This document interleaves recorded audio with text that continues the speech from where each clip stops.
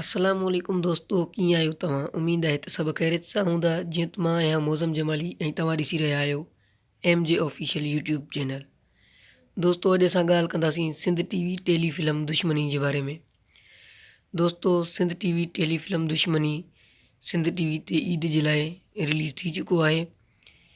हिन फिल्म में सिंध जा मशहूरु अदाकार एस भट्टी, असद कुरैशी, अख्तर खोखर, बिलावल खोखर ऐं हिन खां अलावा केतिरा ई सिंध जा नाले वारा अदाकार हिन फिल्म में कमु करे चुका आहिनि।